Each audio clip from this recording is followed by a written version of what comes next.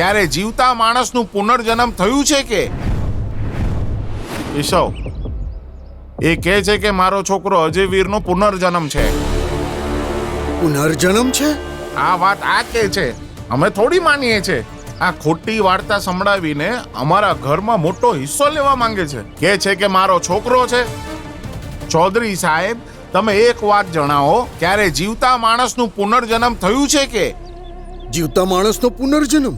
તો શું આ રહ્યો મારો છોકરો અજયવીર, તમારી સામે જીવતો જાગતો.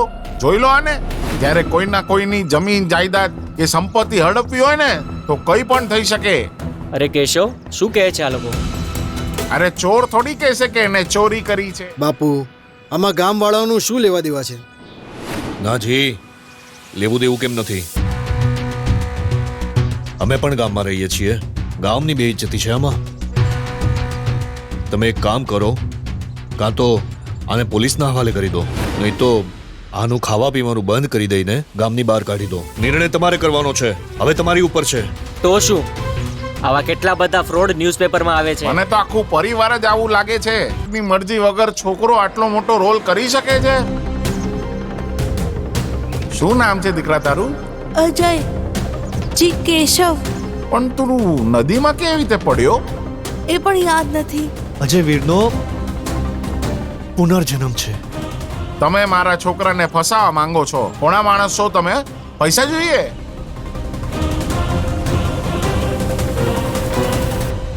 કોણ છે તું? ફ્રોડ. કાંઈ ખોટું તો નથી કીધું ને? अरे ये क्या देख रही है तू? मैं माँ पुनर्जन्म देख रही हूँ. बहुत ही अच्छी शो है. हाँ, स्टेज पे कमाल का शो है ना. हाँ, और इसके बहुत बाद अच्छा. क्या देखेगी? ये इसके बाद समझ नहीं आ रहा. यार समझना क्या है, विदेशी बहू देखना यार. उसके पहले पार्ट को 30 लाख से भी ज्यादा लोगों ने देखा है. ये वाला पार्ट ऑलरेडी हिट है. हाँ हाँ, पहले ये खत्म कर, फिर विदेशी बहू देखियो. ठीक है. બાપ દીકરાની સાજેદારી છે, સાજેદારી. સરપંચજી, આ તમારું ગામ છે. હવે તમે જોઈ લો શું કરવાનું છે. આ લોકો આવી રીતે નહીં જાય, ઘસડીને કાઢવા પડશે બહાર. ઉભા રહો 1 મિનિટ.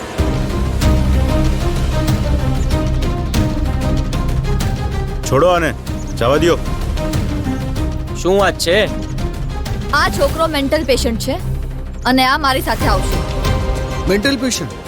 હા, આની ટ્રીટમેન્ટ MK હોસ્પિટલમાં ચાલે છે અને મારી પાસે આના બધા મેડિકલ રેકોર્ડ્સ છે. મેં તો એવું સાંભળ્યું હતું કે આ હોસ્પિટલમાંથી ભાગી ગયો હતો. સમજાતું નથી તને? મેડમ કહે છે ને કે આ મેન્ટલ પેશન્ટ છે. ભાગી ગયો તો શું થઈ ગયું? સરપંચ સાહેબ, તમારાથી એક રિક્વેસ્ટ છે. શું છે ભાઈ, એ તો કહી દે. તમારાથી એ રિક્વેસ્ટ છે કે તમે જે પણ કંઈ કહ્યું એ લખીને આપી દો મને, કે આ કેશવ આજ પછી મારા ઘરે કે મારા ગામે ક્યારેય પાછો નહીં આવે.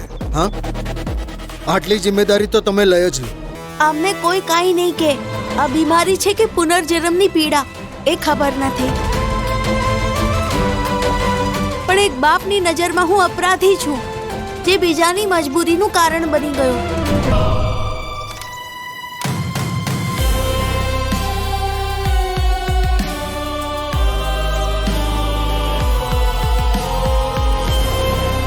રામ રામજી સુબેસિંહ. રામ રામ. બલરામ રાવ, તમે આ વખતે? સુબેસિંહજી, આવવાનું જરૂરી હતું. તમને કોઈથી મળાવવા છે. અરે તું હવે શું લેવા આવ્યો છે? હું સમજાવું જી આખી વાત. પણ આને તો લખીને આપ્યું તું કે મારા ઘર પાસે જરાય નહીં આવે. તમને તો આ વાત ખબર જ છે. બાબુ, વિના કારણે કોઈ મહત્વની વાત કેમ જવા દઈએ? પાછલા જન્મનો પણ ભલે, પણ તમારો ને મારો સંબંધ તો છે. બધાના સહી, પણ સાથે વિતાવેલા 2-3 ખુશીના પળ તો યાદ હશે તમને.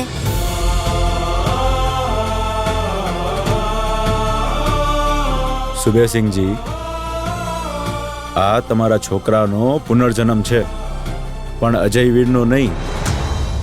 ये इस बच्चे का पुनर्जन्म है या कोई बीमारी, जानने के लिए देखें महापुनर्जन्म स्टेज ऐप पे.